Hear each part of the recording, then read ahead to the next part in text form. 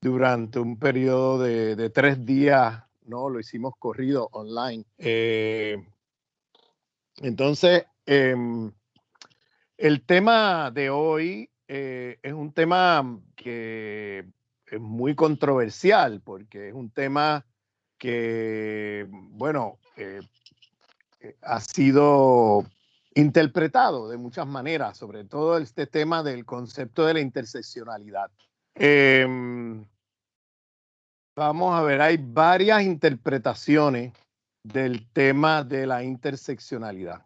En primer lugar, aquí no estamos cuestionando el tema de las múltiples opresiones.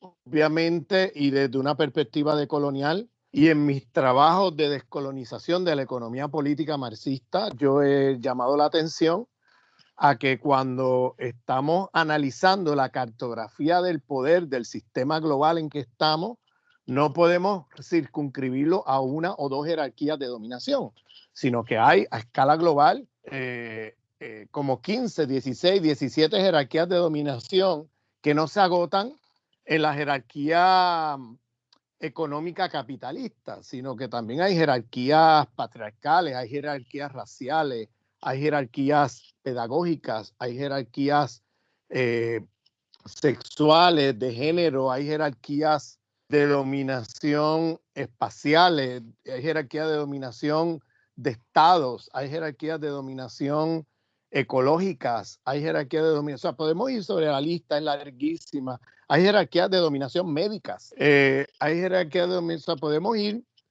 sobre la lista que es muy larga de jerarquías de dominación que están imbricadas. Es decir, que la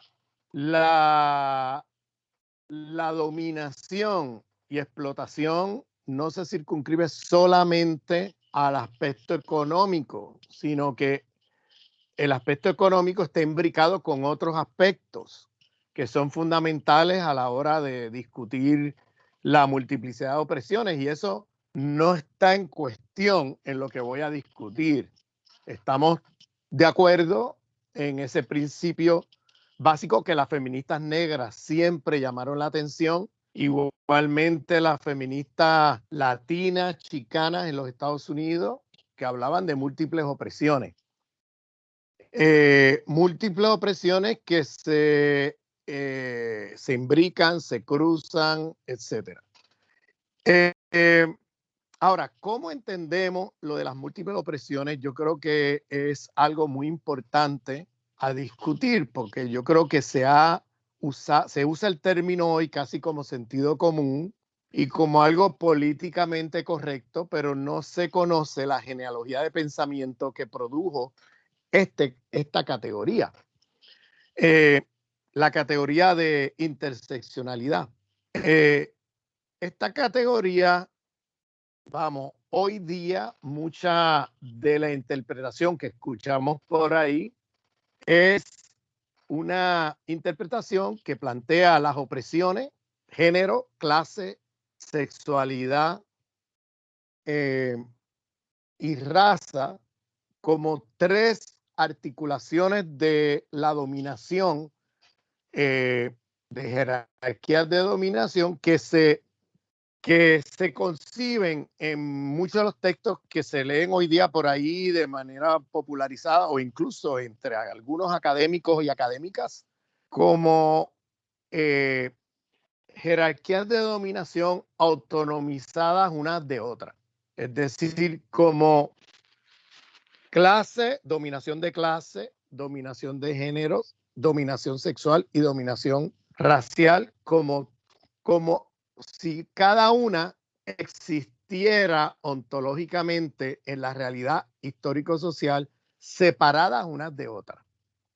Y en la realidad histórico-social las cosas no ocurren así. Las cosas ocurren de una manera más compleja porque las cosas ocurren de manera imbricada, entrelazada, enredada.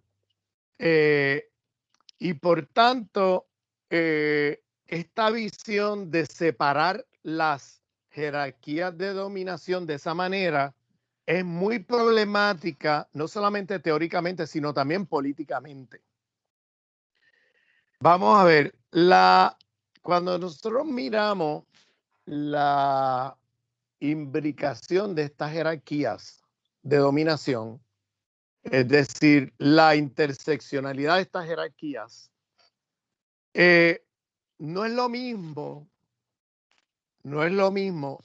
las opresiones que se dan, y aquí me remito a la obra de Frantz Fanon y a los filósofos fanonianos del Caribe, que trazan una diferencia entre lo que Fanon llamaba la zona del ser y la zona del no ser. La zona del ser y no ser no es una descripción ontológica como si naturalmente hubiera gente que tuviera ser y gente que no tuviera ser, sino que es un diagnóstico sobre cómo el sistema clasifica a las poblaciones. Y sobre todo, cuando miramos la jerarquía racial, estamos hablando de la línea del humano como un eje central entre aquellas personas que son consideradas superiores y aquellas personas que son consideradas inferiores sobre la línea del humano. Esa línea establece una diferencia en la realidad social entre las personas que están clasificadas en un lado o en el otro. El racismo no es otra cosa que eso, que una jerarquía de dominación, de superioridad e inferioridad sobre la línea del humano, donde las personas que están arriba de esa línea son consideradas superiores, son hiperhumanizadas, y las personas debajo de esa línea son consideradas inferiores y son deshumanizadas. Entonces, las personas que están arriba de la línea, que son consideradas los hiperhumanizados, su forma de actuar, ser y estar en el mundo son las formas consideradas normativas como las formas humanas de hacer las cosas, las formas de pensar, es decir, las estructuras epistemológicas, las formas de educar, las formas pedagógicas, las formas de economía, las formas de política, las formas de autoridad política, las formas estéticas, lo que es gusto, lo que se considera como buen gusto o bello, ¿no? Pues sus formas estéticas se consideran las formas superiores. Sus formas de espirituales o formas de rezar son las formas normales y superiores de hacer las cosas. Las formas económicas, las formas políticas. Por eso la categoría zona del ser es para decir, la palabra ser ahí significa las actividades que realizamos los seres humanos en relaciones sociales con otros seres humanos.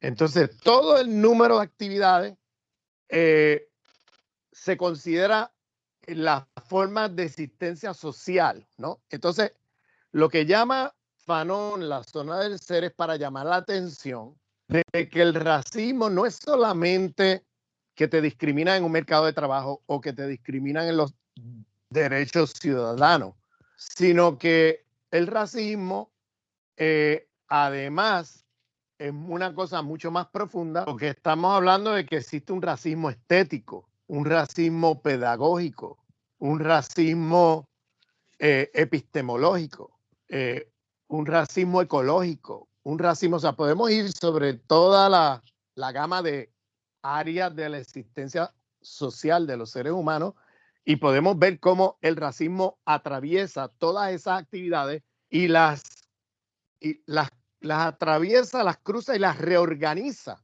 de una manera perversa, ¿no?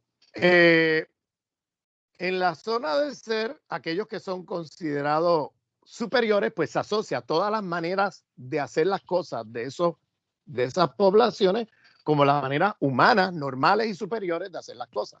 En la zona de los deshumanizados, en la zona de los que llama Fanon los condenados de la tierra frente a los afortunados de la tierra, en esa zona de los deshumanizados, él le llama la zona del no ser, porque todas sus formas de actuar, las formas de pensar, formas de rezar, formas de relacionarse con otros seres humanos, formas de autoridad política, de economía, sea, todas las formas de actividad son consideradas inferiores. Entonces, el llamado de atención de Fanon es a decir que en el mundo moderno, colonial en que estamos metidos, el tema del racismo es un tema mucho más profundo de cómo es concebido tradicionalmente, porque tradicionalmente se piensa el racismo como, bueno, una discriminación en un mercado laboral o una discriminación en tus derechos ciudadanos. Eso ya de por sí es grave y tiene efectos devastadores en la vida de los seres humanos, discriminados en mercados laborales o en sus derechos ciudadanos. Pero encima de eso, tiene toda una serie de cuestionamiento a la humanidad de esos seres humanos en todo lo que hacen, desde la forma como piensan, la forma como, es decir, sus epistemologías, sus cosmovisiones, sus espiritualidades, sus formas de rezar, sus formas de actuar en la vida, sus formas, etcétera, ¿no? O sea, se le cuestiona prácticamente todo lo que hacen, cómo se visten, cómo, o sea, está en cuestionamiento todo porque todo lo que hacen se les mira con condescendencia, con paternalismo racial, como si fueran inferiores frente a otros seres humanos. Entonces, llamo la atención a esto porque el tema de la interseccionalidad, que fue, vamos a ver, o de las múltiples opresiones, que fue acuñado principalmente, aunque no exclusivamente por feministas negras, ya desde los años 60 del siglo pasado, pasa por esta diferenciación entre cómo las opresiones se viven en esa zona de los sectores hiperhumanizados de los afortunados de la tierra y cómo las opresiones se viven en la zona de los deshumanizados, los condenados de la tierra. Entonces, en la zona del ser, de los hiperhumanizados, de los que se consideran los seres superiores, en esa zona hay opresiones, hay conflictos, es una zona heterogénea, no es una zona homogénea, es una zona con mucho conflicto. Entonces tenemos ahí opresiones de clase, opresiones de género, opresiones de sexualidad, incluso opresiones nacionales, coloniales. Bueno, de eso no tengo que explicarle a un público gallego, pero bueno. Y existe también en la zona del no ser las mismas opresiones que ocurren en la zona del ser. Hay opresiones también patriarcales, de género, de sexualidad, de clase, nacional colonial. Pero hay una diferencia entre una zona y la otra. Y es que en una zona, en la zona del ser, en la zona de los afortunados de la tierra, esas opresiones se viven con privilegio racial. Es decir, se viven mitigadas por el privilegio racial. Por favor, subrayen mitigado aquí. Y las opresiones en la zona del no ser se viven agravadas por la opresión racial. Subrayen agravado, mitigado, agravado. Es decir, se vive la opresión de clase en la zona del ser, se vive la opresión sexual, la opresión de género, la opresión nacional colonial, pero se vive mitigado en comparación a cómo esas mismas opresiones se viven en la zona del no ser, que se viven agravadas por la opresión racial. En cambio, en el lado de la zona del ser se vive mitigado por el privilegio racial. Esto de mitigado y de agravado tiene todo que ver con la materialidad de la dominación. La materialidad de la dominación en este sistema en que estamos se realiza de manera diferenciada en la zona del ser en comparación con la zona del no ser. En la zona del ser, porque la humanidad de los oprimidos no está en cuestión, los dominadores les tienden métodos de regulación y emancipación. Es decir, hay un reconocimiento, regulación significa el sistema legal, hay un reconocimiento a los derechos humanos, derechos laborales, derechos ciudadanos, derechos democráticos, derechos con sus problemas, con sus contradicciones, pero en general hay un reconocimiento porque la humanidad, un reconocimiento de los códigos legales, porque la humanidad de los dominados en la zona del ser no está en cuestión, no son considerados seres inferiores, son parte de la comunidad de los hiperhumanizados y por tanto sus condiciones laborales, de trabajo y de ingresos son mucho mayores que un obrero o un trabajador en la zona del no ser. Sus condiciones incluso de cómo viven la opresión de género, pues en muchos sentidos no es lo mismo que la opresión de género en la zona del no ser. Y me explico, el reconocimiento, la materialidad de dominación, de regulación y emancipación significa que se les reconoce códigos de derecho y que se les reconoce discurso emancipatorio, reclamos de discursos de igualdad, discursos de libertad, discursos de civilidad, discursos de o sea, los discursos emancipatorios que se han manejado históricamente. Entonces, ese reconocimiento hace que, como regla, las opresiones en la zona del ser se administren fundamentalmente con métodos pacíficos, con momentos excepcionales de violencia. No es que no hay violencia en la zona del ser, pero ocurre más como excepción que como constante. Es decir, la manera como se organiza la dominación en la zona del ser es usualmente con métodos de consentimiento de los oprimidos a través del reconocimiento de códigos de derecho, discurso emancipatorio, aunque sea formal y no sea coherente y consecuente estos reconocimientos, que tengan sus contradicciones, pero en general las opresiones se viven con métodos pacíficos. O sea, la materia de dominación pasa por métodos pacíficos con momentos excepcionales de violencia. Hay violencia y hay momentos de violencia que pueden ser fuertes, pero esta es la regla de cómo ocurre y cómo se gestionan los conflictos en esa zona. Usualmente se acude a una corte o se acude a demandas ciudadanas de derecho a la igualdad o derechos laborales o derechos humanos, etcétera. Y en general hay un reconocimiento contradictorio, pero existe a estas poblaciones oprimidas en esa zona. Cuando hablo de zona de sin no ser, por favor, aclaro, no estoy hablando de una geografía, estoy hablando de una posicionalidad en relaciones de dominación. No estoy hablando de una geografía, no lo traduzcan a la geografía. Bueno, en la zona del no ser, el sistema administra los conflictos de otra manera. El sistema, el conflicto de clase, de género, de sexualidad nacional colonial,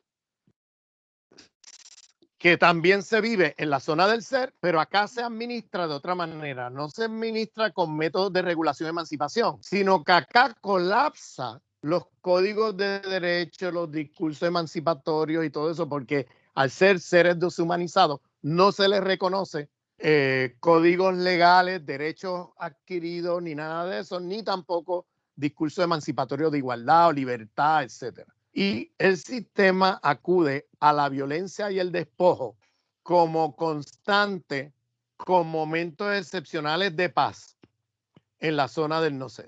Por eso la palabra opresiones mitigadas en la zona del ser, porque se administran los conflictos fundamentalmente pacíficamente con momentos excepcionales de violencia, mientras que en la zona del no ser los conflictos se administran fundamentalmente con violencia y despojo con momentos excepcionales de paz.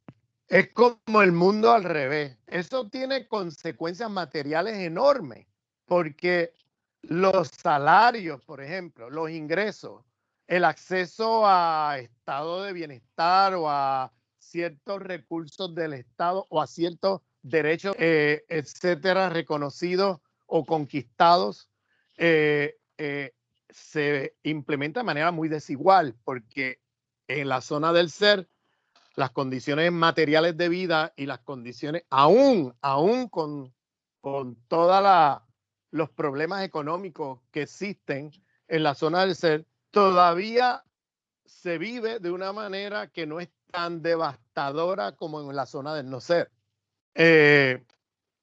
Recordemos que el 85% de la humanidad está en la zona del no ser y probablemente el 15% esté en la zona del ser. Y llamo la atención a esto porque esto tiene que ver todo con el tema de la interseccionalidad. Cuando las feministas negras desarrollan este tema, están en debate con las feministas blancas y le están llamando la atención a las feministas blancas que su problema como mujer negra no es solamente un tema de opresión de género, es que el tema racial entra allí de una manera que hace de la opresión de género algo todavía más brutal de lo que se vive por las feministas blancas, ¿no? De lo que teorizaban las feministas blancas. Porque ellas lo que estaban llamando la atención era precisamente a que la violencia y el despojo es tan brutal en la zona del no ser que aún una mujer viviendo opresión patriarcal de género o sexualidad en la zona del ser, todavía vive esa opresión con privilegio con comparación con la zona del no ser. Porque la opresión de las mujeres en la zona del no ser no se agota en la opresión de género, sino que la opresión racial entra allí a hacer más devastador la opresión de clase, sexualidad o género que puedan estar sufriendo, ¿no? Entonces, por el tema de la violencia y el despojo. Violencia en el sentido de violencia física directamente del Estado, de las instituciones sociales, etcétera, contra esas poblaciones. Pero también despojo porque están continuamente despojados de su trabajo, de sus recursos, de su comunidad, de su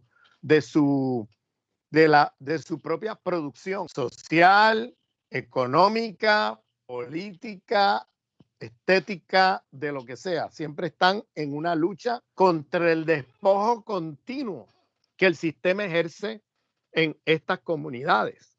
Entonces, esto me parece central porque si nosotros no entendemos esto que empecé a hablar, lo demás se hace trivial. No se entiende bien esto de la interseccionalidad. Y terminamos entonces con una caricatura del concepto de interseccionalidad. Las feministas negras se confrontaban en los años 60 y 70 a un debate. Y era que las feministas blancas le decían que su enemigo principal era el hombre negro que tenía al lado o que tenía en su hogar, sea el padre, sea el esposo, sea el hijo, sea quien sea. Y intentaban movilizar el esfuerzo de las feministas negras contra los hombres de su comunidad.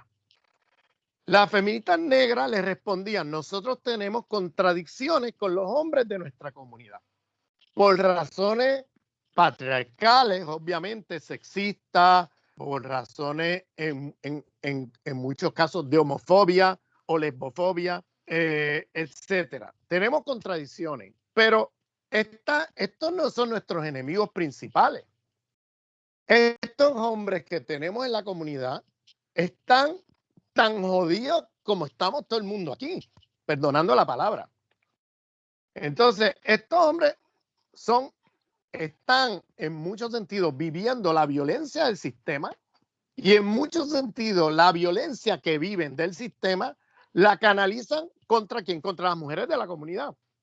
Entonces, aquí hay un problema porque si nosotros hacemos de enemigo al hombre de nuestras comunidades, primero nuestras comunidades van a terminar políticamente divididas,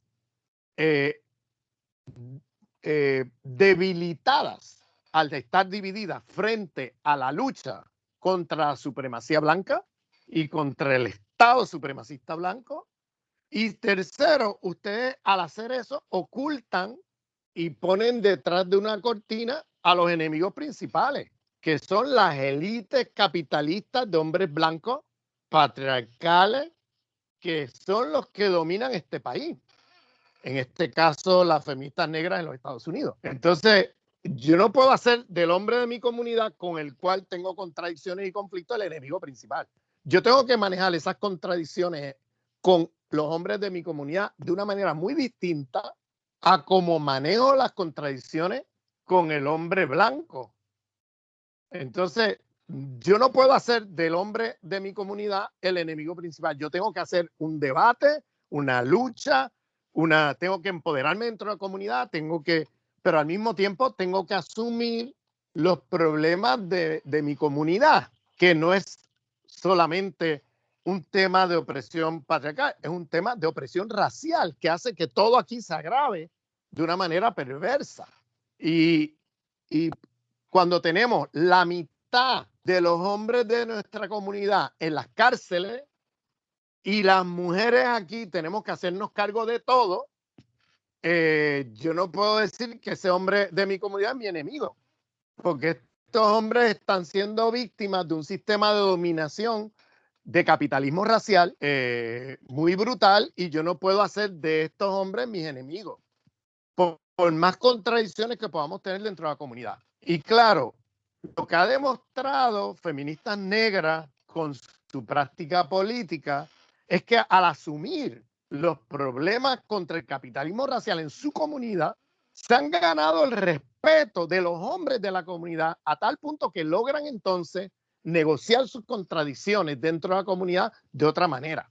Es decir, llamar la atención al sexismo, llamar la atención a la opresión sexual, a cosas así que ocurren dentro de la comunidad, incluso violencia doméstica, y poder intervenir de una manera más efectiva en sus comunidades, porque son las lideresas de las comunidades, son las que asumen los problemas de toda la comunidad, hombres y mujeres, y se han ganado el respeto a tal punto que entonces logran negociar dentro de la comunidad estas otras contradicciones y conflictos de una manera mucho más eficiente.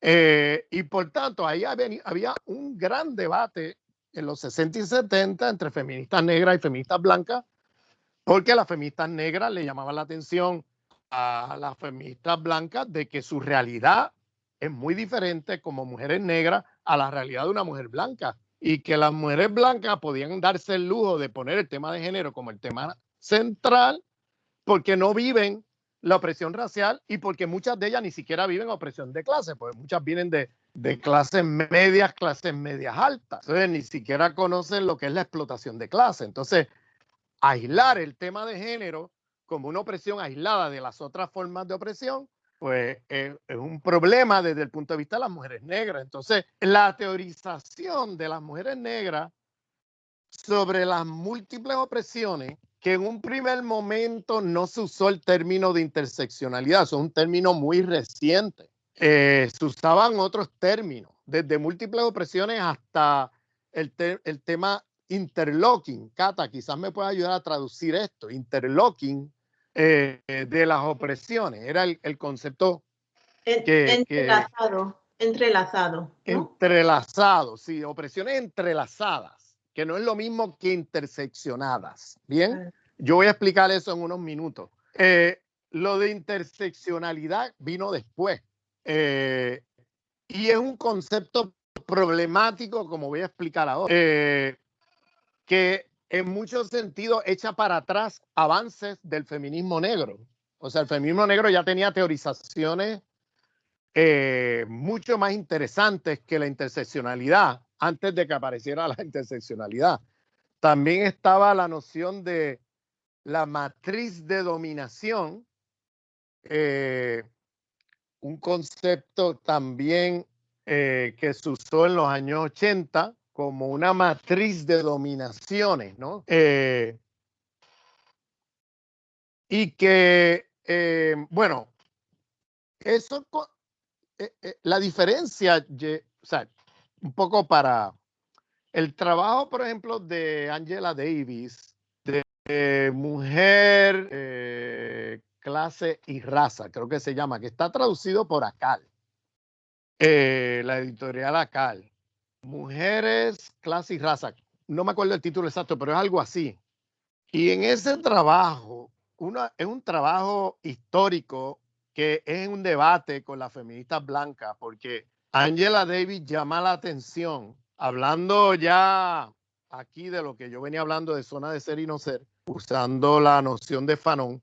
Angela Davis luego, o sea, en principio de los años 80, en debate con las feministas blancas, plantea que, por ejemplo, la opresión de las mujeres negras históricamente ni siquiera fue opresión de género, porque ella dice ahí, la opresión de género es un privilegio de la mujer blanca, porque eres reconocida como mujer. En cambio, las mujeres negras eran reconocidas por el sistema como hembras, no como mujeres, es decir, como animales, hembras. Entonces, por tanto, no eran reconocidas ni siquiera como mujeres. Eran reconocidas como hembras que podían ser maltratadas, violadas, esclavizadas,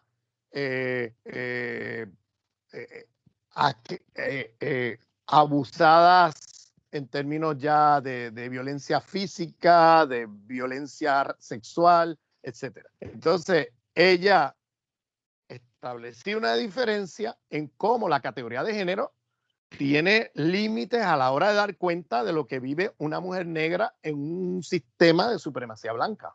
Porque ella dice ahí cómo históricamente las mujeres negras nunca fueron vistas como mujeres, siempre eran vistas como hembras, y que la mujer blanca era vista como mujer. Entonces ella decía, tú vives la opresión de género, pero la vives mitigada por el privilegio racial, porque al menos se te reconoce como mujer. Nosotros no tenemos ni siquiera ese reconocimiento. Nosotros somos consideradas hembras, animales que pueden ser vapuleadas a palos, violadas, super explotadas, no importa. Y entonces ese trabajo de Angela Davis, ya ella está hablando ahí de todo el tema de las múltiples opresiones, pero incluso cuestionando algunas de las categorías que el feminismo blanco siempre privilegió y diciendo, cuidado, porque en esta experiencia de nosotras como mujeres negras estamos viviendo, la opresión como mujeres es todavía más agravada, al punto que no somos ni siquiera vistas como mujeres, somos vistas como hembras, como animales, hembras, y ya. Y con todas las consecuencias de violencia y despojo que tiene esa clasificación en un sistema social racista.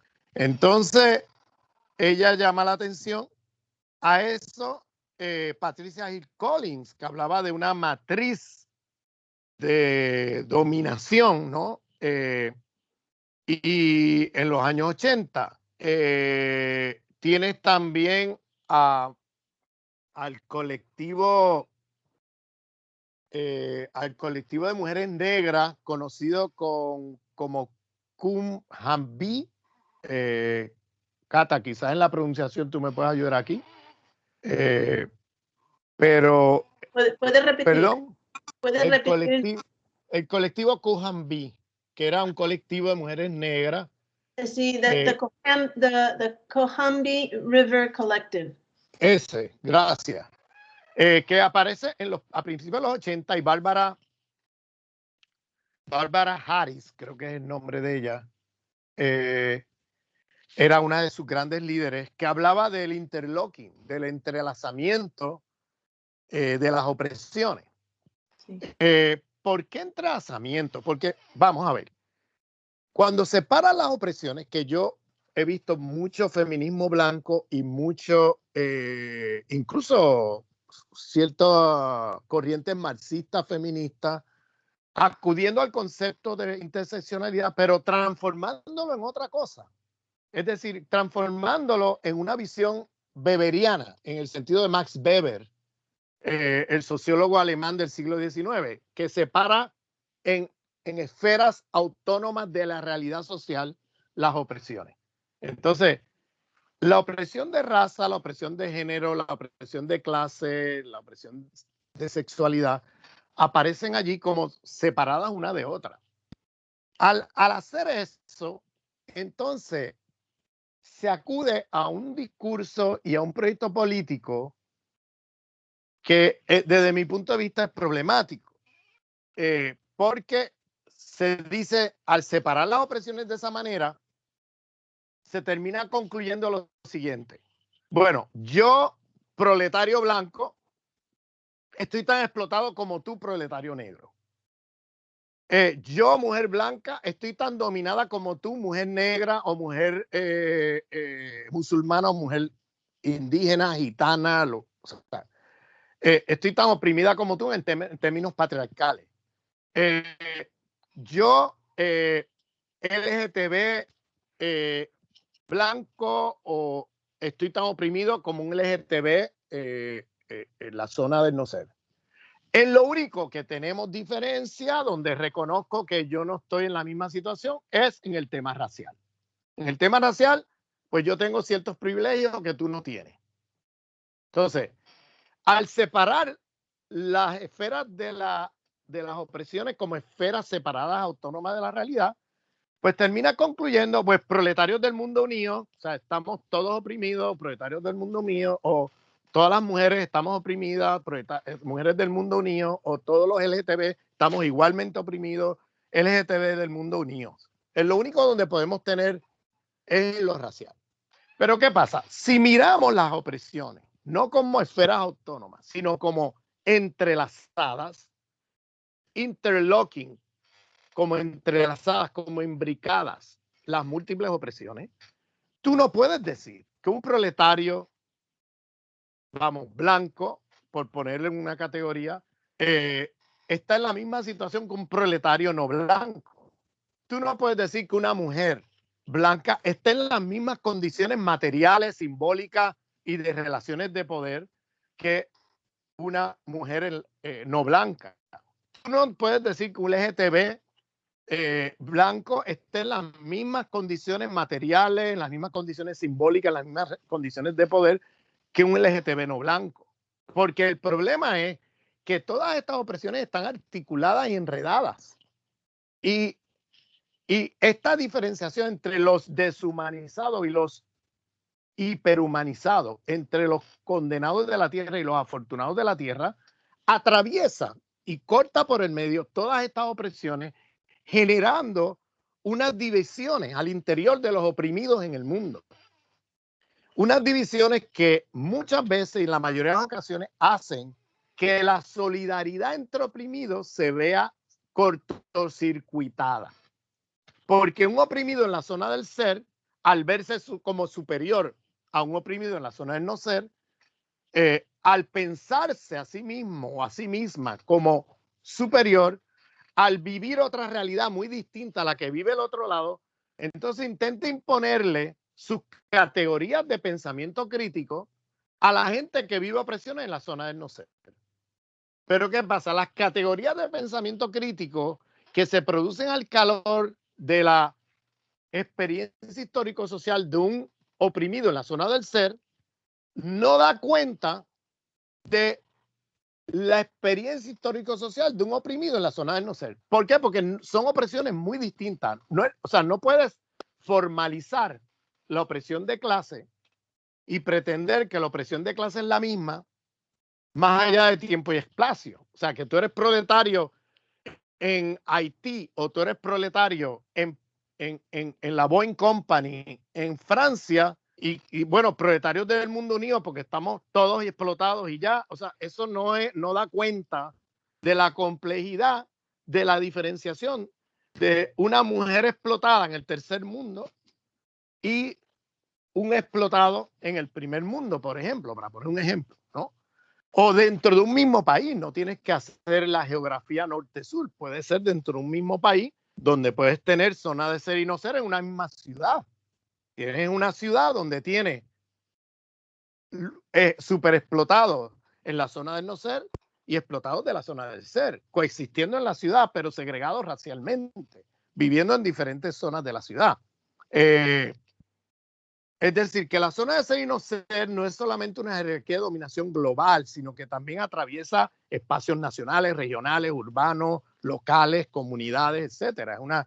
Es una cosa mucho más compleja en el sentido de cómo opera en diferentes escalas espaciales del sistema. Y entonces tenemos que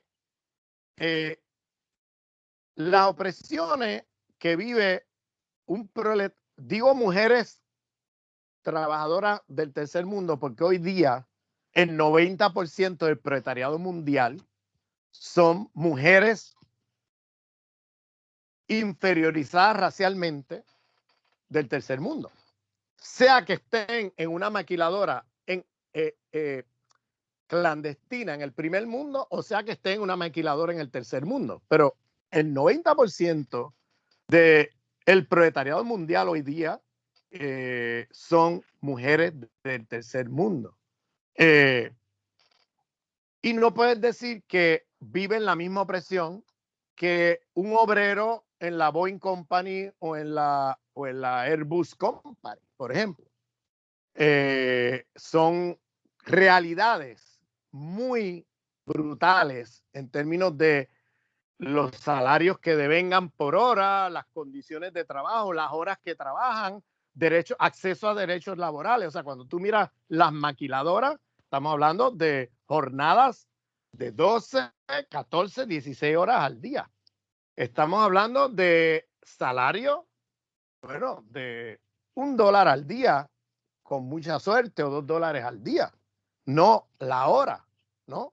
Ni siquiera la hora. Estamos hablando de condiciones de trabajo donde los derechos laborales no existen, se suspenden los derechos laborales en lo que se llama Export Processing Zones, EPZ, EPZ, las zonas de procesamiento de exportación en los países del tercer mundo, son llenos de maquiladoras de exportación, donde el 90% son mujeres proletarias, donde se suspenden las leyes laborales en esa zona, las leyes laborales de ese país. O en la economía informal del primer mundo, en esas maquiladoras clandestinas, es lo mismo. Se gana mucho menos de lo que es el salario mínimo reconocido en ese país para un trabajador. Entonces, lo mismo pasa, o sea, lo mismo que pasa con la opresión de clase, que no estamos hablando de lo mismo. Por ejemplo, si tú intentas organizar un sindicato, por ejemplo, en una de estas grandes compañías, la Boeing Company o las grandes compañías donde tiene lo que se ha llamado la aristocracia obrera del mundo. Esa aristocracia obrera es los proletarios de la zona del ser, que, bueno, de alguna manera se benefician del sistema imperialista, porque el sistema imperialista les da migajas que le permiten tener un nivel de vida superior a la mayoría de los proletarios del mundo. No es que viven de maravilla, pero tienen un nivel de vida que no es el nivel de vida hiper precario, puede ser precario, bien, yo no estoy hablando aquí de gradaciones que no son solamente cuantitativas, que son cualitativas en términos de cómo se vive la vida.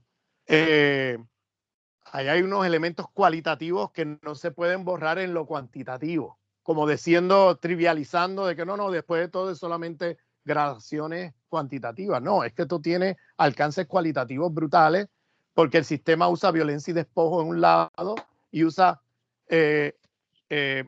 regulación y emancipación en el otro. Entonces eso tiene unas implicaciones muy graves, muy brutales en la vida de la gente, que no puedes ni siquiera comparar cuantitativamente.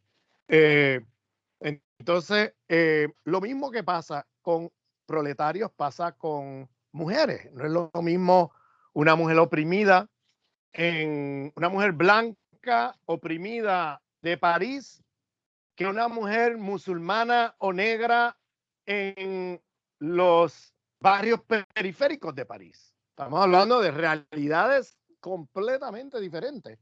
Y ya no hablar de una mujer blanca de París comparada con una mujer, no sé, en un país, en un barrio marginal, en Kenia o en Nigeria. O sea, son realidades muy, muy diferentes. Y eso hace que entonces uno de los grandes problemas de esto tiene que ver con cómo, por ejemplo, los oprimidos de esa zona del ser tienen allí una serie de privilegios que los ciega tanto epistémicamente como políticamente ante las realidades que vive la gente en la zona de no ser. Entonces eso crea problemas políticos serios y además de problemas teóricos y epistemológicos, porque tú empiezas a intentar teorizar lo que ocurre en las zonas del no ser usando las categorías de pensamiento crítico de la experiencia histórico-social de un oprimido en la zona del ser y te conviertes en un colonialista de izquierda, porque empiezas a extrapolar las categorías que has usado para entender tu realidad como oprimido en la zona del ser a la zona del no ser, cuando allí se está viviendo una cosa devastadora muy distinta a la tuya y requiere de otras categorías y de otras teorías para dar cuenta de esas realidades. Por ejemplo, el marxismo teorizó la opresión del proletariado europeo. Marx, eso era lo que estaba estudiando. Marx nunca estudió lo que significaba ser un esclavo en el sistema capitalista. Y no lo estudió porque no estaba en una colonia teorizando eso. Él estaba en Europa teorizando la opresión de los obreros europeos. Y muy bien, hizo un trabajo excelente. Pero, vamos, si yo quiero entender lo que significa la opresión de clase en un lugar del tercer mundo o en un barrio periférico del primer mundo, yo no puedo limitarme a leer a Marx. Yo tengo que también leer a los autores y las autoras que han dado cuenta de esas otras realidades de opresión de clase. Yo tendría que leer a Fanon, a Césaire, a Angela Davis, a Gloria Anzaldúa, a otros autores y autoras que dan claves para entender lo que pasa allí, que no es lo mismo que lo que pasa en el otro lado. Y lo mismo pasa con el tema del feminismo. Yo, para dar cuenta de lo que vive una mujer musulmana en sus opresiones múltiples, yo tengo que leer a las feministas islámicas. Para dar cuenta de las mujeres negras, tengo que leer feministas negras.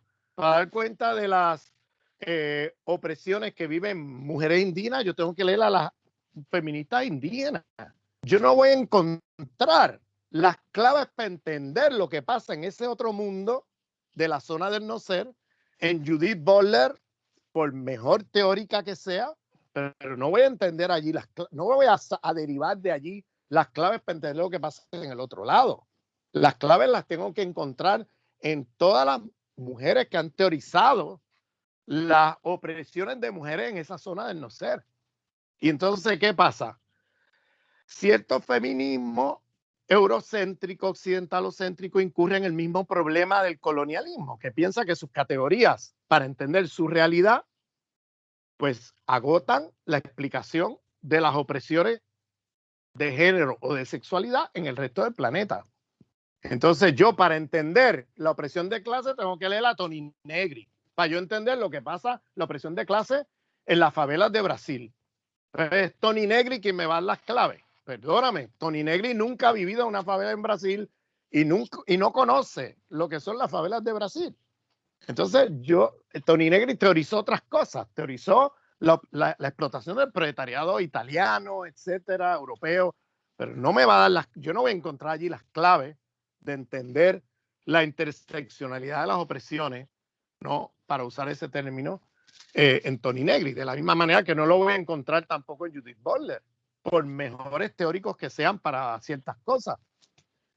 Para eso tengo que leer un cuerpo de pensamiento y teórico que ha pensado esa experiencia histórico-social, que la ha vivido, que la ha teorizado con sus propias categorías para entenderla.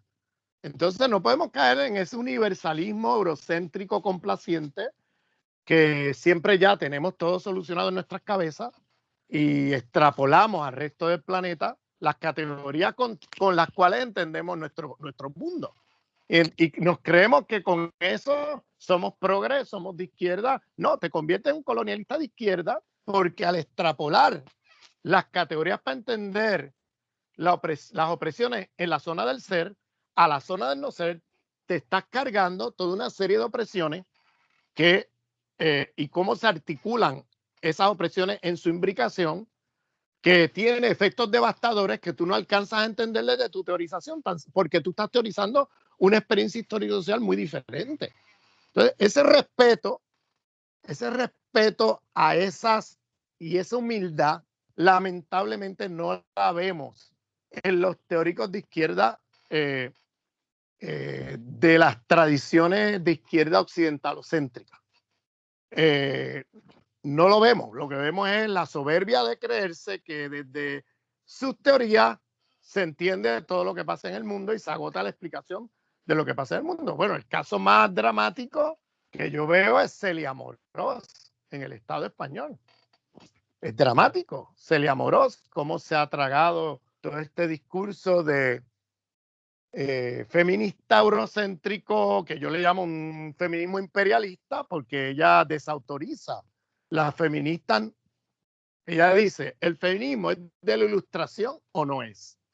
O sea, pero ven aquí, perdóname, la ilustración, pero la ilustración siglo XVIII, los hombres del siglo XVIII ilustrados, esos son los que me van a dar a mí el criterio para definir qué es feminista y qué no es.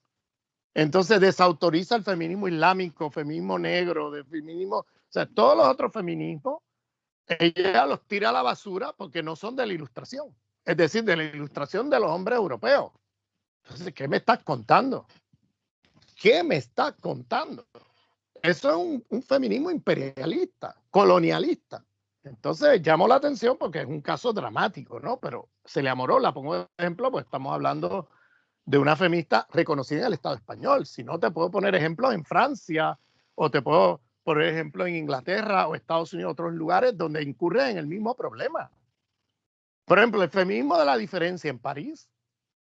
Bueno, el límite a su radicalidad como feminismo de la diferencia fue la mujer musulmana que tenían al frente de vecina.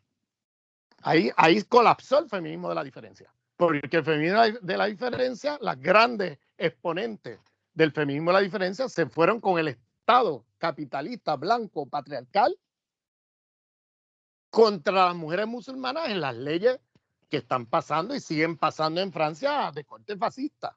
Y donde gran parte del objeto de la violencia y el despojo es contra las mujeres musulmanas. Y eso lo vemos desde hace ya 20 años, pero ya esta ley del antiseparatismo que acaban de pasar en Francia, eso es una ley nazi. Eso es una ley que recuerda los años 30 y 40 del siglo pasado durante ocupación nazi. Entonces, son leyes totalmente lo que se implementaba contra los judíos.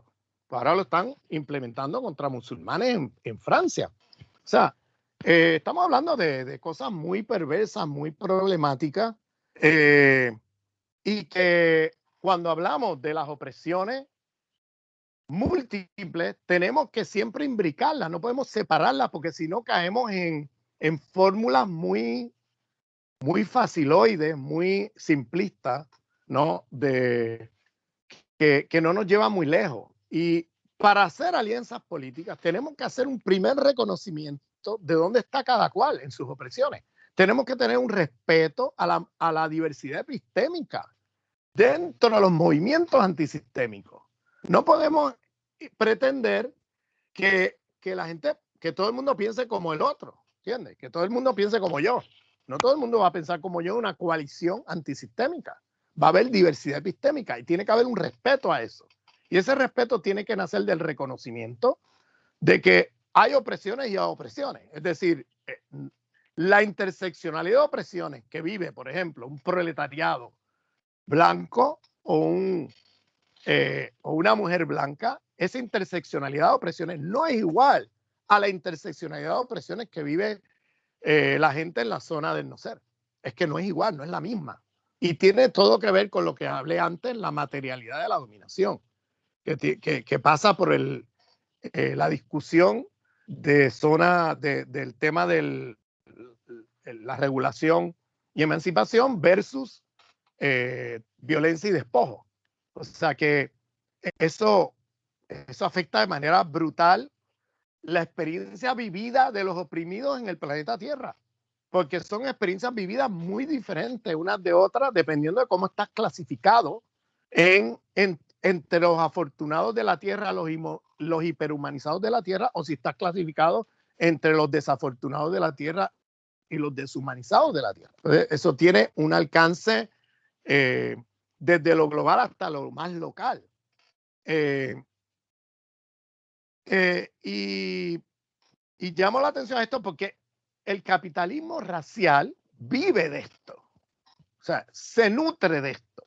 Se nutre de esto no solamente porque tiene allí una mano de obra en su gran mayoría, el 80-85% de la humanidad, hiperbarata a costa de la construcción por medio de violencia y despojo de poblaciones que se ven forzadas a vender fuerza de trabajo por nada, por salarios de miseria, sino también porque políticamente, para movilizarse contra este sistema, esto les sirve para mantener divididos a los oprimidos.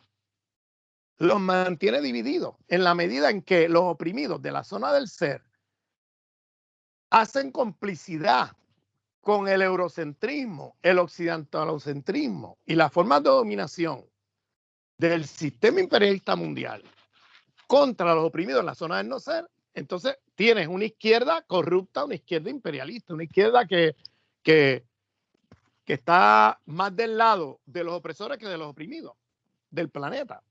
Entonces tienes ahí una gran división que imposibilita o hace muy difícil la unidad que se requiere antisistémica frente a un sistema que está produciendo la muerte de la vida en el planeta Tierra, en su sentido más amplio. No solamente muerte de la vida porque este sistema ha sido genocida frente a millones de seres humanos y sigue siendo genocida, sino porque este sistema está acabando con la vida en el planeta Tierra. O sea, si no hay un cambio radical civilizatorio de este sistema capitalista moderno colonial, pues no, los días, la vida en el planeta Tierra, los días están contados, ¿no? O sea que ya no es solamente la especie humana, sino otras especies que se van con la especie humana. Entonces, llamo la atención a esto porque estamos hablando de una civilización de muerte en la que estamos metidos. Y tenemos que entender el alcance de esa civilización de muerte en toda su complejidad, y por eso las teorías de interseccionalidad y múltiples opresiones nos ayuda a ver el entramado complejo en que estamos metidos. La Crenshaw, que es la teórica que acuñó, que no lo acuñó, pero llamó la atención usó el término interseccional y todo el mundo se lo reconoce a ella, Crenshaw, que es una feminista negra. Crenshaw, a principios de los años 90, hizo un artículo sobre esto de interseccionalidad. Ella, todo lo que estaba intentando hacer en ese artículo era agarrar las contribuciones de las feministas negras antes de ella, o sea, de las feministas negras del colectivo Cujimba, de Angela Davis, de Patricia Hill Collins, de toda una generación de feministas negras que ya estaban hablando de diferentes maneras, múltiples opresiones. Ella intenta usar ese aparato teórico para tratar de hacer una intervención en un sistema jurídico liberal. Es decir, ella es una teórica de lo que se llama Critical Race Studies en los Estados Unidos, que son juristas especialistas en el tema jurídico que intentan intervenir en el sistema jurídico para favorecer ciertas luchas. Crenshaw elabora la teoría de interseccionalidad porque ella lo encuentra útil para intervenir en un tribunal con una perspectiva jurídica liberal para poder demostrar discriminación. Para hacer eso, en un tribunal jurídico liberal, tú tienes que separar las opresiones, autonomizarlas. Para demostrar discriminación de género en un aparato jurídico liberal, de un Estado liberal, tú tienes que demostrar la opresión de género independientemente de opresión de clase, de raza o de sexualidad. Para tú demostrar opresión de raza, racial, tienes que separarlo, insularlo de las otras opresiones.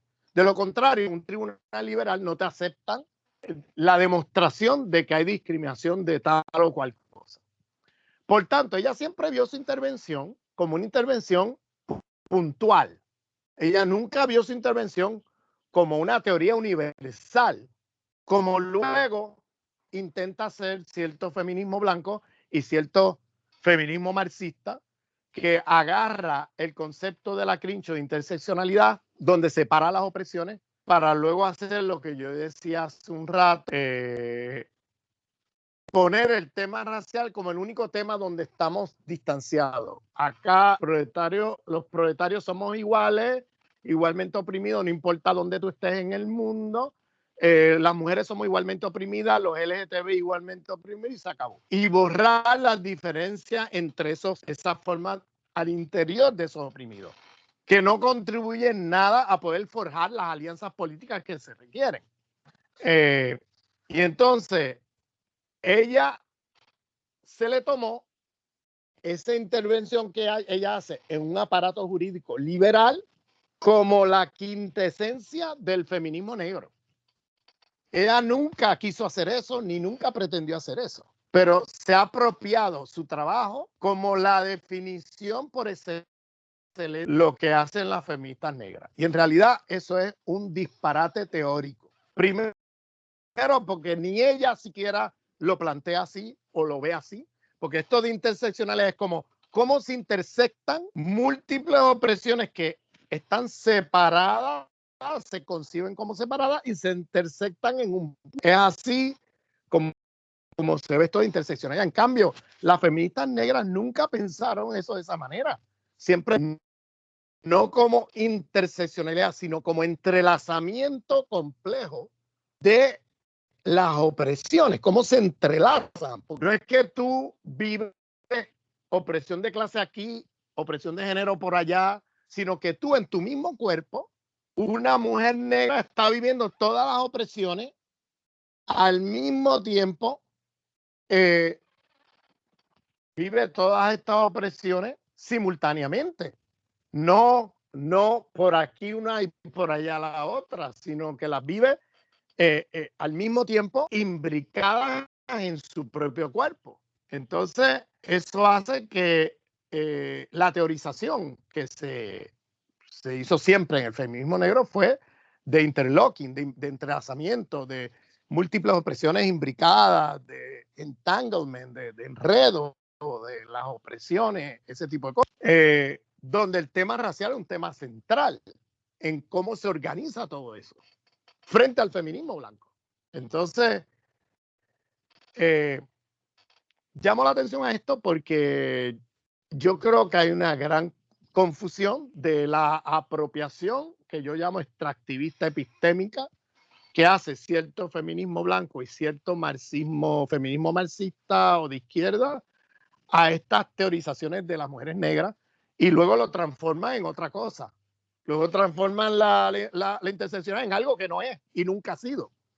La misma Angela Davis ha criticado el concepto de interseccionalidad, no porque ella esté opuesta a Crenshaw, al trabajo de Crenshaw. Ella no se opone para nada en lo que hizo Crenshaw, porque ella entiende el contexto en que está operando Crenshaw, que es un contexto de tribunales y un sistema jurídico liberal, y ella está intentando cómo hacer allí la multiplicidad de opresiones en una corte de un Estado liberal, burgués, capitalista liberal. ¿Cómo tú haces eso allí, además de supremacista blanco? Bueno, pues eso es la aportación de la Crenshaw, pero la Crenshaw ya se distancia de estas teorizaciones que ahora se hacen, donde separan las opresiones de una manera muy problemática, número uno, y número dos, esto termina en algo que yo he llamado la atención, las Olimpiadas de las Opresiones. Porque esto también termina en un tema identitario. Cuando tú separas las opresiones de esa manera y no ves la imbricación de las opresiones y no ves la importancia de las alianzas políticas que se requieren antisistémicas, entonces lo que ocurre es que tenemos unas teorizaciones del tema de la interseccionalidad que termina convirtiéndose en la Olimpiada de las Opresiones, donde yo tengo 4 opresiones, tú tienes 3 o tienes 2, pues yo estoy más autorizada que tú o más autorizado que tú a hablar. Tú cállate la boca que tú tienes más que 2.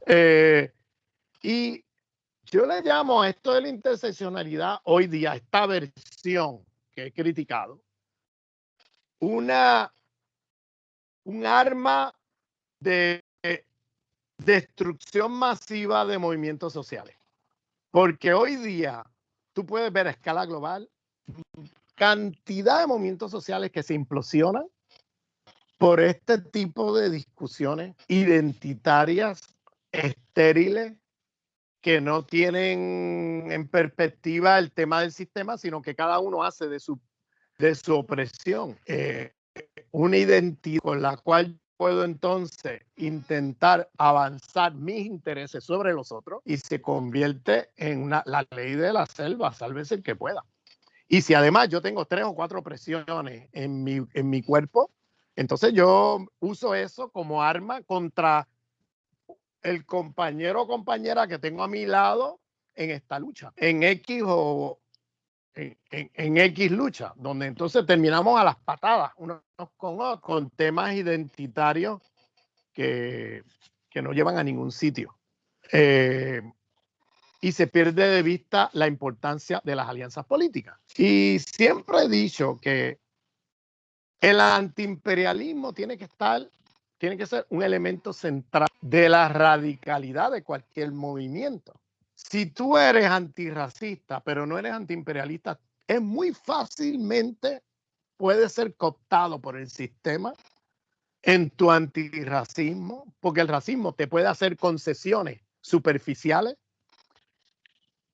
para, sobre todo, el multiculturalismo liberal, que es una forma de supremacía, de administrar la supremacía blanca, menos antagónica que las formas del viejo apartheid, donde yo reconozco tu identidad superficialmente, te doy dinero para que tú brinques y saltes en tu carnaval, pero no cuestiones quién manda aquí. Aquí siguen mandando la élite blanca, capitalista, masculina, heterosexual, patriarcal, y son los que siguen mandando, y se acabó.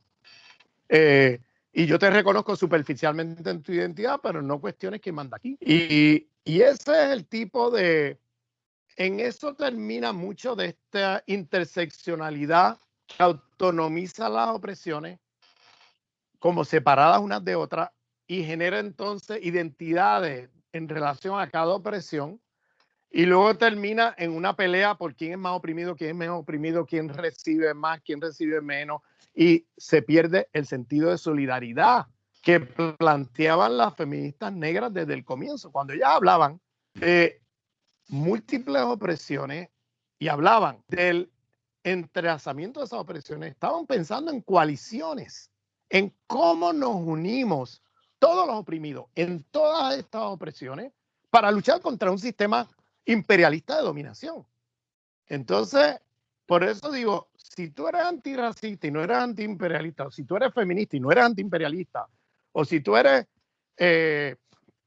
anticapitalista y no eres antiimperialista, ¿de qué estamos hablando? O sea, estamos hablando entonces de una izquierda corrupta, una izquierda que va a ser cooptada muy fácilmente por el sistema, y de ahí que el tema de antiimperialismo tiene que ser central en donde quieren que nos encontremos para precisamente que esas luchas no sean cooptables por el sistema a través de reformas superficiales, donde ahora yo reconozco superficialmente la identidad de ciertas mujeres, la identidad de ciertos grupos inferiorizados racialmente, la identidad de ciertos trabajadores, etcétera, y los pongo allí, les paso ciertos recursos, los coopto dentro del sistema y de ahí en adelante se acabó.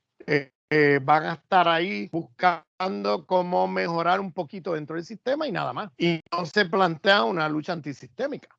Entonces, por eso la importancia de también llamar la atención a esa teoría de la interseccionalidad separatista, que yo le llamo separatista, que termina en la ley de la selva, sálvese el que pueda, cada cual en su trinchera de identidad, buscando cómo mejorar dentro del sistema y no cómo en solidaridad y alianza entre todos y todas acabamos con este sistema de muerte.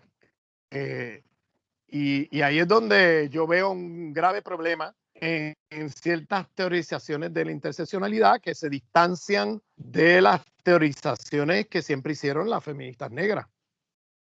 No sé, yo me detengo aquí para abrirlo a discusión porque yo podría seguir aquí otras 2 horas y me parecería triste que yo siguiera hablando así. Yo creo que hay que escuchar otras voces y tener un debate. Bueno, muchísimas gracias, Ramón. Te has falado de tantas cosas que seguro que ahora que abrimos y has aberto, ¿no?, este foro aos demais, seguro que hai moitos comentarios que se queren facer, realizar. Entón, paso a palabra a vos, as persoas asistentes, e adiante, se alguén quere ir comentando.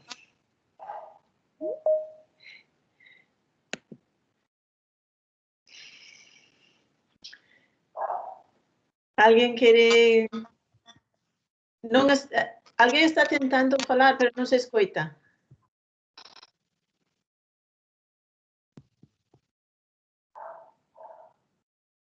A ver. Non, ninguén quere intervir.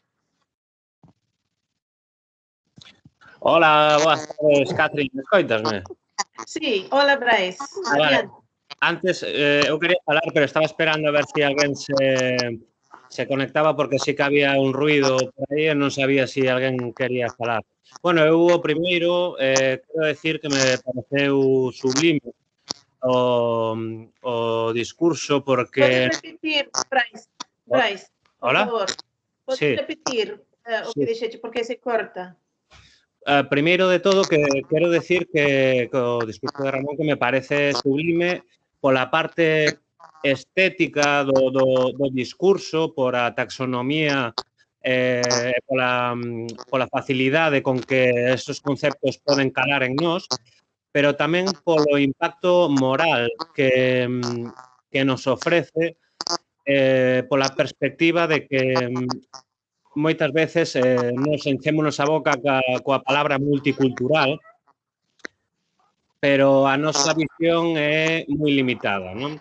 Eu queríalle facer unha pregunta, ou quero facervos unha pregunta a Ramón e a ti, porque nas esferas dese 85% da humanidade que é o ser, non? Ramón falaba de rezar, non? Falaba un pouco, eu quero lle preguntar que impacto ten realmente no imperialismo relixión. En que momento a relixión impulsou este imperialismo, se o fixo, ou cal é o papel da relixión hoxe en día nese imperialismo, non? Porque sí que temos claro que o sistema neoliberal, o capitalismo despiadado xoga un papel básico, pero hai como esa forza oculta que moitas veces non nos damos, bueno, non percibimos. Non sei se é por unha tendencia ideolóxica que temos nós ou se realmente é tamén un impacto crucial nesa interseccionalidade, non?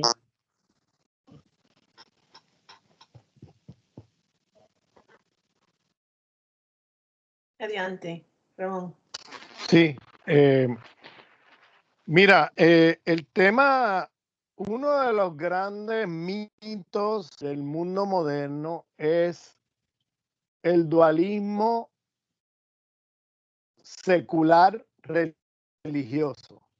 Yo no tengo tiempo de elaborar esto aquí, porque eso sería otro seminario, pero yo tengo online por ahí videos y sobre ese tema, donde lo he elaborado. Pero realmente la modernidad occidental, que es el mundo en que estamos hoy, esta civilización moderna occidental que colonizó el planeta entero, que a través de la expansión colonial europea destruyó otras civilizaciones, todas las que existían antes de 1492, y impuso esta como la civilización global, planetaria. Hoy día no existe ninguna civilización fuera de esta. Existen culturas, existen lenguas, existen espiritualidades, existen epistemología, cosmovisiones, que son diversas, pero eso no constituye una civilización.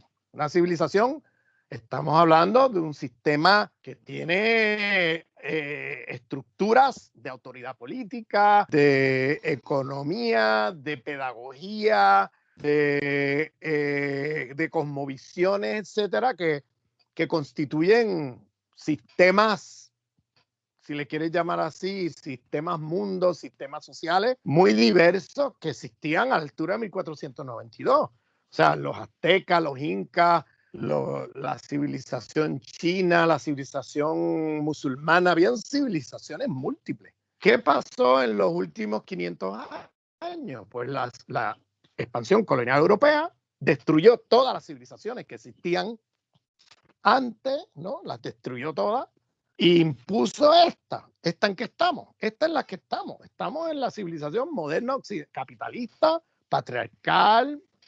Yo le llamo, yo no uso el término en mi trabajo de descolonización de la economía política, yo no uso capitalismo global o modo de producción capitalista. Yo hablo de un sistema mundo capitalista patriarcal, occidentalocéntrico, cristianocéntrico, moderno colonial. O sea, yo uso una frase larga para llamar la atención a lo que está en juego, que hay muchas cosas en juego, muchas jerarquías de dominación a escala global y que estamos hablando no de un sistema económico, estamos hablando de una civilización con una multiplicidad de jerarquías de dominación.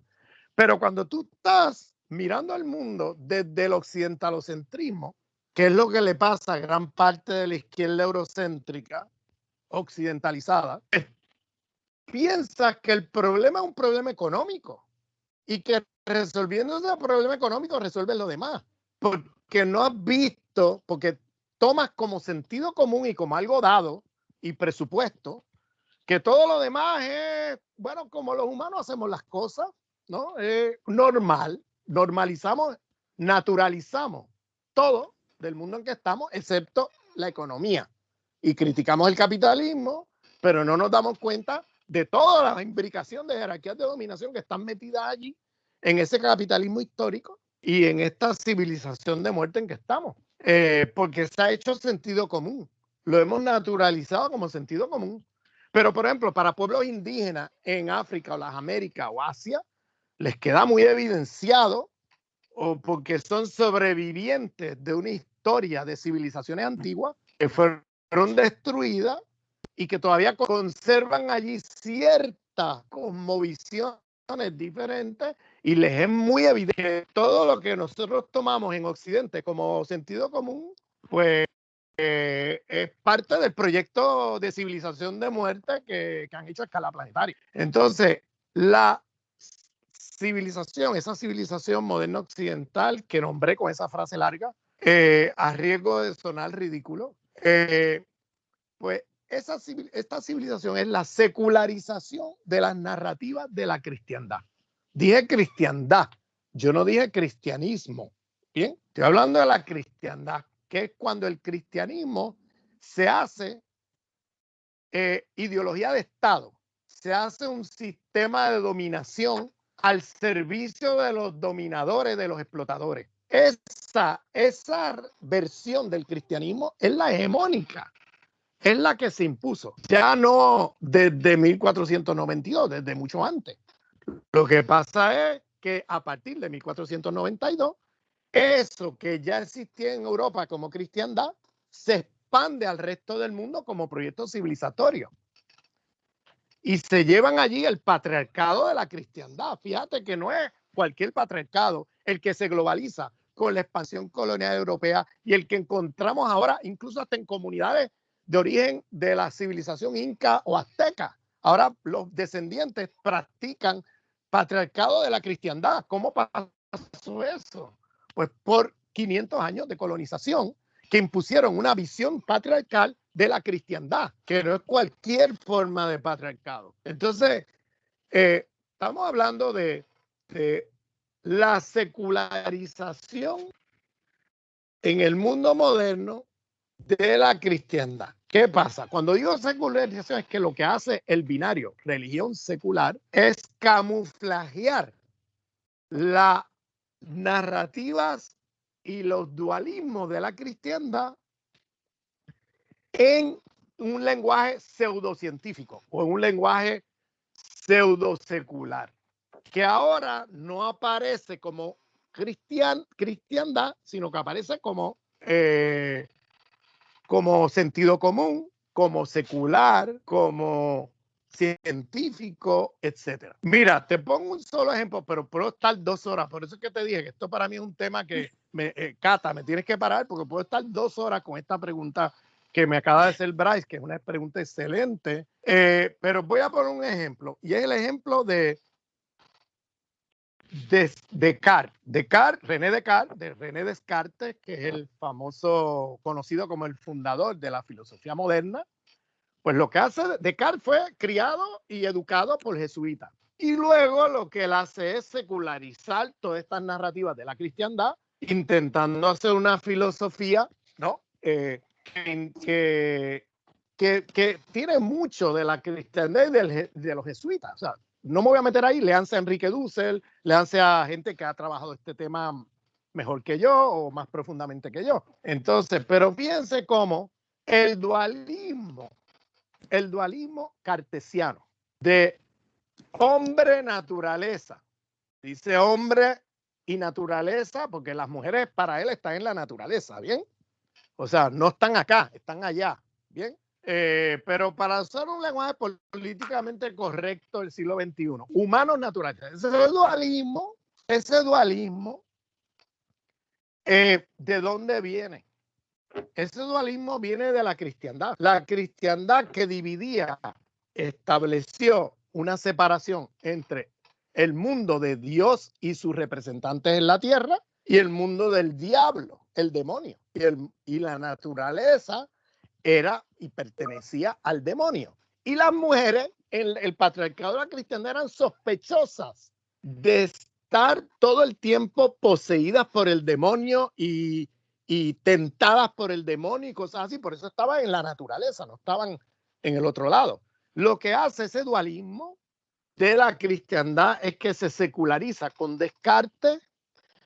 Y fíjate cómo entonces, bajo esa cosmovisión dualista cartesiana, que es una secularización de la cristiandad, del dualismo de la cristiandad, del demonio, de Dios y el demonio, ¿no?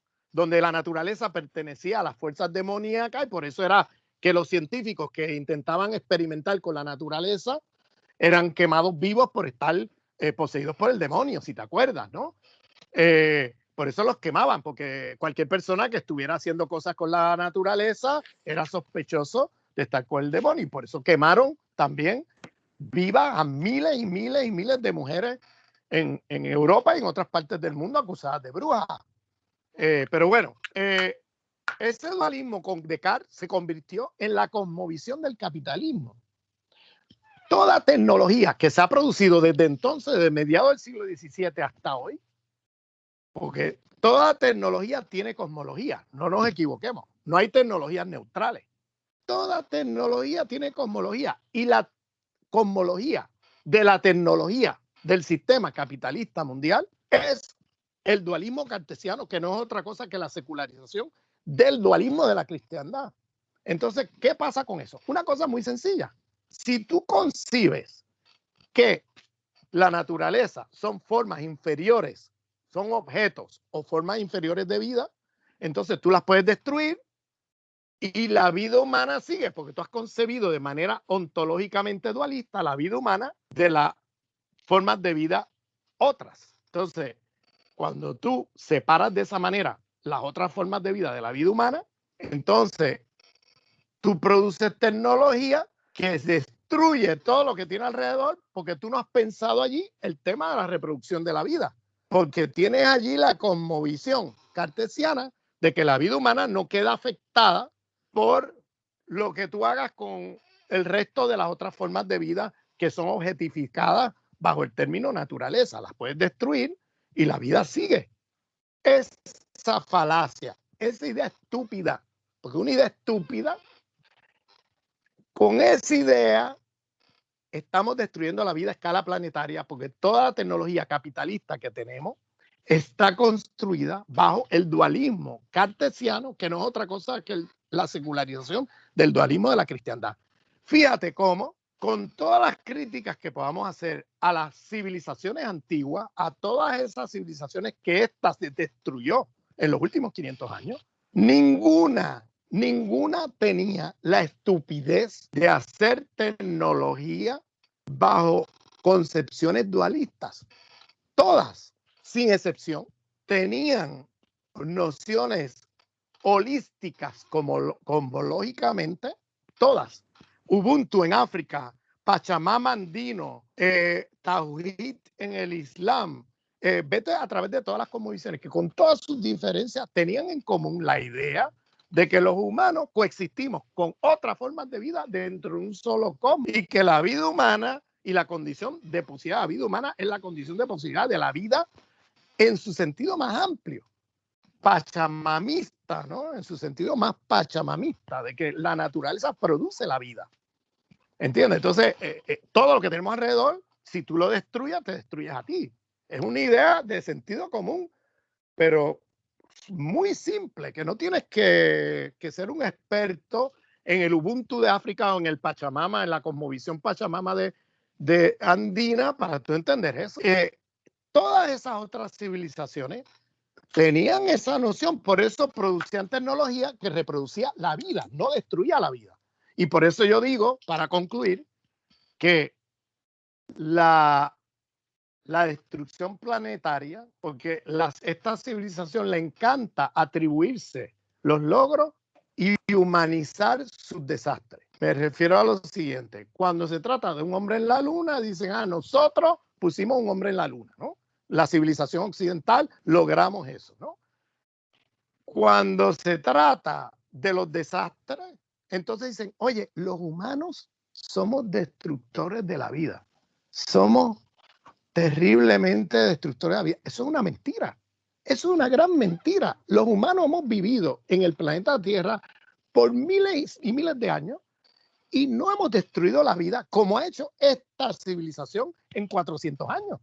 Fíjense que el debate del antropoceno, que es un debate de científicos, etcétera, de cuándo es que los humanos nos metimos en los ciclos reproductivos de la vida para destruir la vida, lo ubica en el siglo XVII, justo el momento del nacimiento del cartesianismo y justo el momento de expansión capitalista colonial de europea al mundo, destruyendo todas esas otras formas de ser y estar en el mundo de esas otras civilizaciones e imponiendo esta civilización de muerte.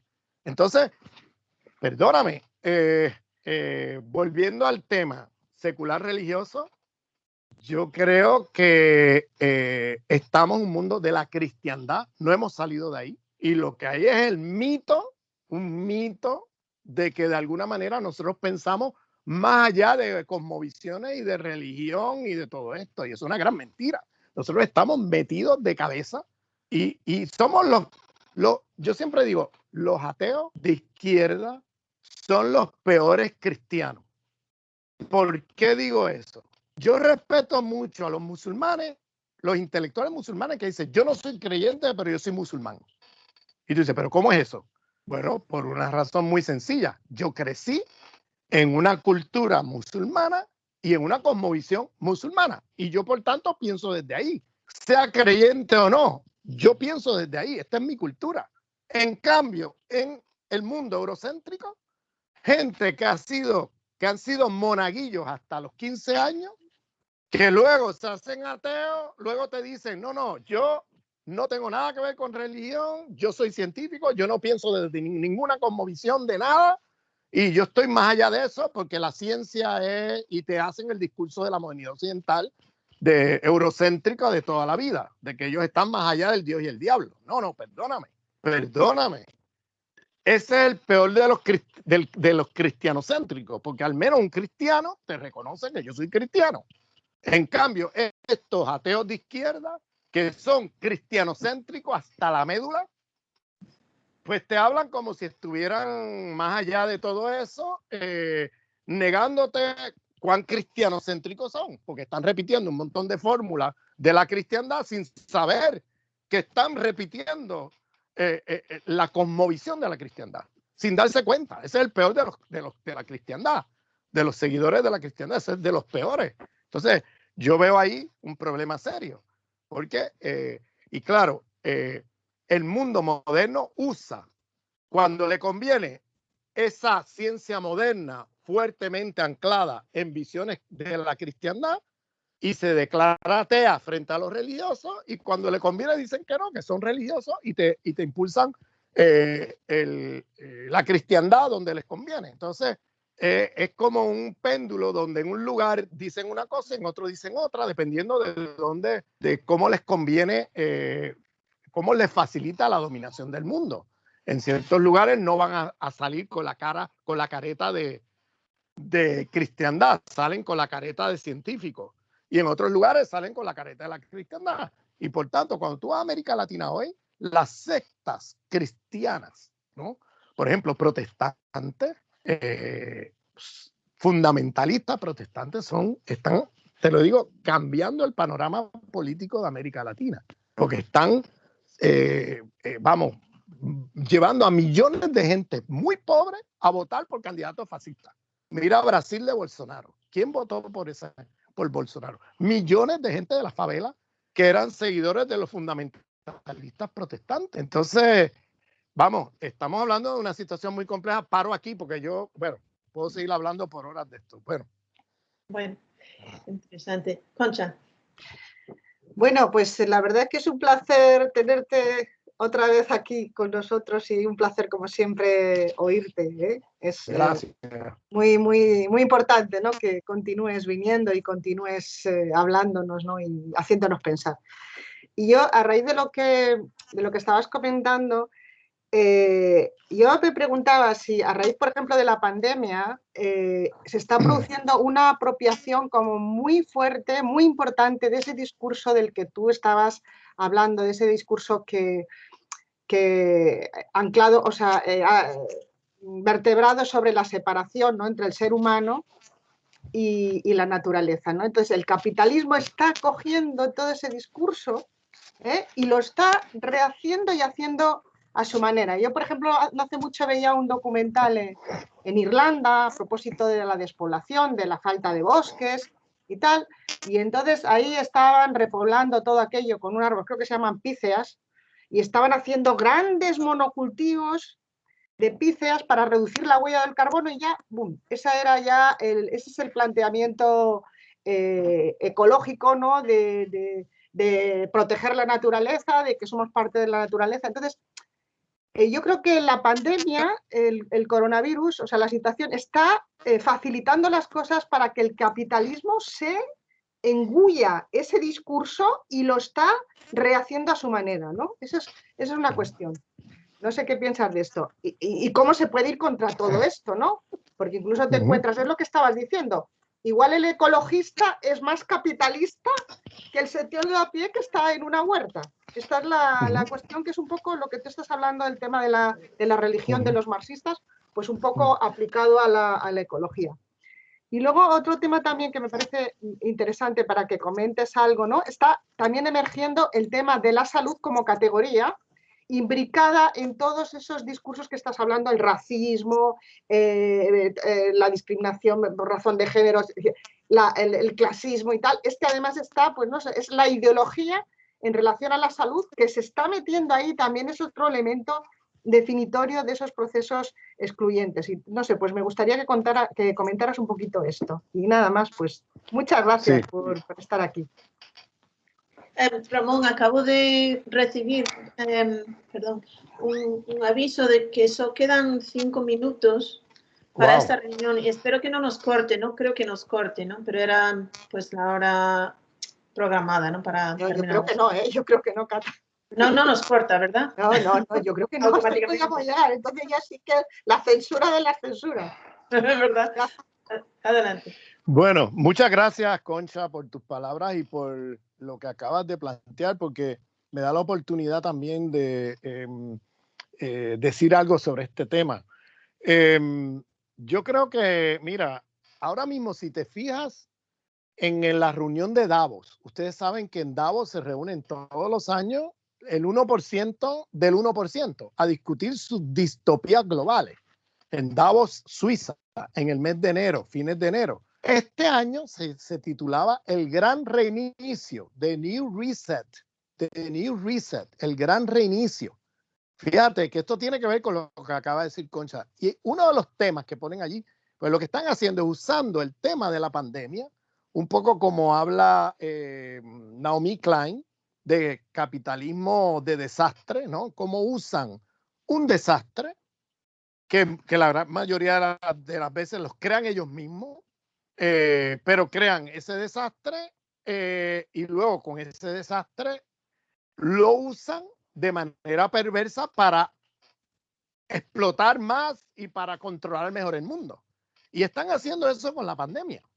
En el gran reseteo, ese gran reinicio, Great Reset, en esa reunión, ustedes váyanse online y búsquense los documentos, porque cuando ustedes lo leen, pareciera como si se hubieran hecho de izquierda, porque han incorporado un montón de las críticas de izquierda, pero ahora apropiadas de una manera perversa, porque sabemos que no van a hacer un proyecto de izquierda, lo que están es actualizando el capitalismo al momento histórico. Eso es lo que están haciendo. Entonces, por ejemplo, tomemos el tema ecológico. Una de las cosas que están planteándose ellos es que, bueno, es verdad, el planeta está en juego, el tema de la vida, se está destruyendo la naturaleza y no sé qué. Entonces ahora vienen dos movimientos perversos, que es hacer del ecologismo una industria capitalista. O sea, que es perverso total, porque si algo ha destruido la ecología planetaria es precisamente este sistema de muerte. Entonces, bueno, ecología, un capitalismo ecológico, donde ahora pues se meten industrias a venderte productos y a venderte tecnología y cosas para, de alguna manera, darle un rostro ecologista al capitalismo. Algo totalmente, vamos a ver, no solamente perverso, sino totalmente contradictorio, porque ¿cómo le vas a dar un rostro? Vamos, es como darle un rostro humanista a Hitler, ¿no? O sea, ¿cómo le vas a dar un rostro humanista a Hitler? O sea, bueno, lo mismo es movida de darle un rostro ecologista al capitalismo. Bueno, el sistema más destructivo de la vida en la historia de la humanidad, ahora le va a dar un rostro ecologista, ¿no? Que no va a ser para nada ecologista, es simplemente cómo apropiarse de un discurso crítico anticapitalista para reciclarlo en más ganancia, más mercancía y más de lo mismo. Eso es todo. Bueno, pues hay otra versión que yo la encuentro también perversa y peligrosa también, peligrosísima. Y es que ahora empiezan gente del 1% del 1%, es decir, los teóricos del 1% de la humanidad, a hablar de que el problema ecológico, hay un problema ecológico, hay demasiados seres humanos en el planeta Tierra. Esto va a crear un colapso catastrófico a nivel ecológico planetario. Y hay que hacer algo con eso. Hay muchos seres humanos. Hay demasiados seres humanos. Hay que hacer algo. Esto yo lo he oído de Bill Gates. Esto yo lo he oído de, o sea, si te metes en internet a escuchar esto, lo vas a oír de una serie de gente, algunos de ellos que están bien metidos ahora con la Organización Mundial de la Salud, bien metidos allí, que dicen estas cosas. Y estos son discursos, si tú sabes un poquito de teoría social, tú sabes que esta idea de que el problema de la pobreza, ahora traducido al problema ecológico, es que hay muchos seres humanos, hay exceso de población. Eso ya lo hemos escuchado. Esas eran las teorías de Malthus, fascista del siglo XIX. Y esto es un neomalthusianismo, porque ahora el tema no es la pobreza, el tema es la vida ecológica planetaria.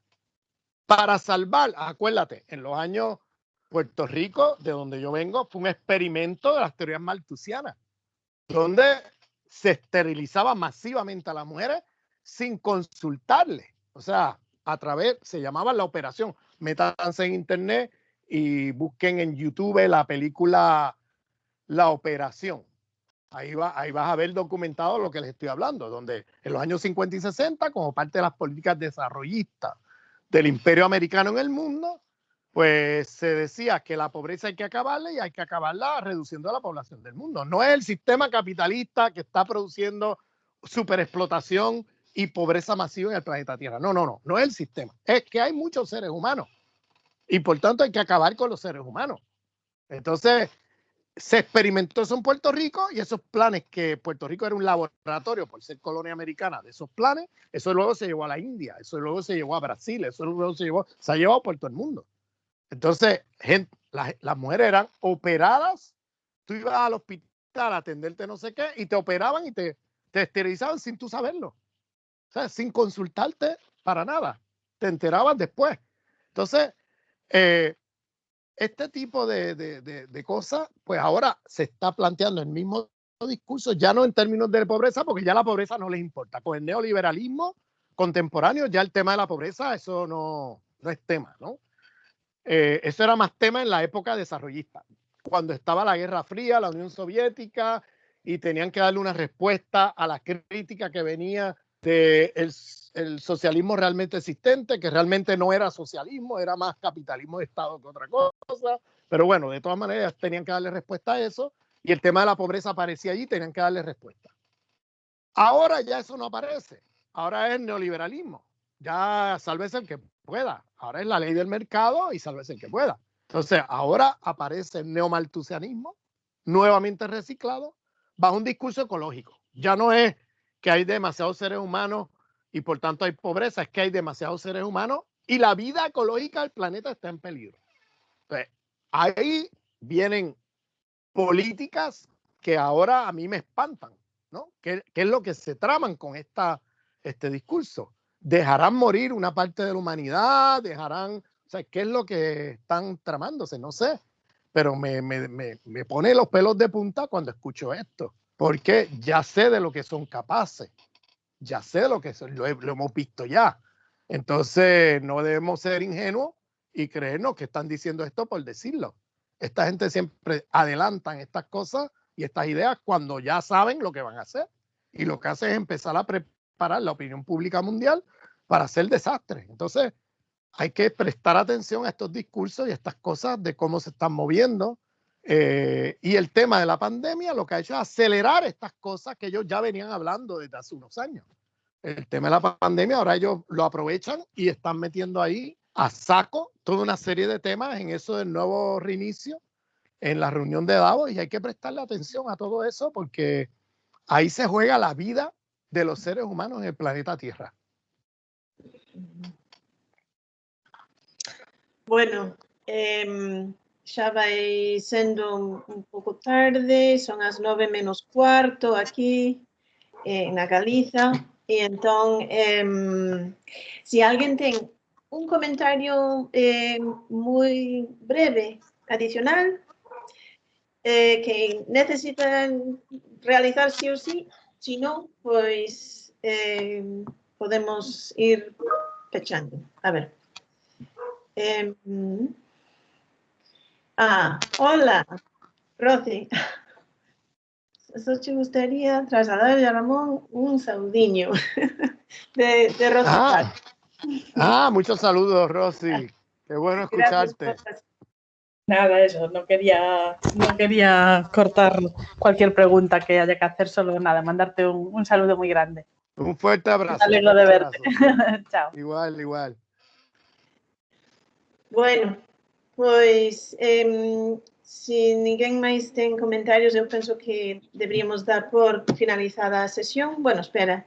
Antía, hola Antía, ¿qué tal? ¿Querías falar? Hola, ¿qué tal? Hola, Antía. Un saludo para Cata y muchas gracias por organizar el acto. Y también aprovecho para saludar a Ramón. Bueno, voy a poner la cámara solo un segundo. ¿Qué tal, Ramón? Muchísimas gracias. ¿Cómo estás? Qué bueno Muy escuchar bien. de ti. Qué bueno escucharte. ¿Cómo están ustedes? ¿Bien? Muy bien, todo muy bien. Ya te veo que tú también, así que nada, era solo saludaros y mandaros muchas gracias. Quería comentar otro, gracias a Antía y a Belén Fernández Suárez, pues levamos anos, non? Foron elas quen convidou a Ramón por primeira vez, non? A Universidade da Coruña. Eu un pouco retomei esa tradición encantada e reclutada, así que tamén damos vos as grazas por esta bonita, esta fermosa tradición con Ramón. Y muchos saludos a Belén también. Sí, Ramón, se los daré de tu parte. Cómo no, gracias. Bueno, Ramón, pues un abrazo tremendo desde este lado del charco.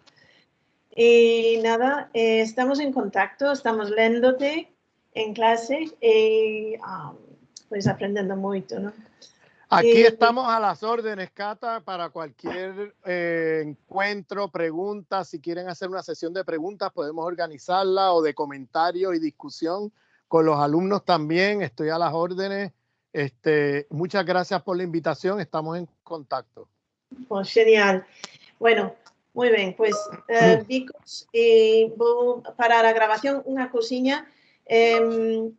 Comecei un pouco tarde coa grabación por despiste, que son moi despistada como persoa e así, pero bueno, perdimos uns 4 minutos ou así ao comezo, e logo, se hai alguén aquí asistente que non é estudante meu ou miña, podedes enviarme un correo aquí e podo darvos acceso á grabación. Vou tentar, vale? Vou tentar dar acceso á grabación si...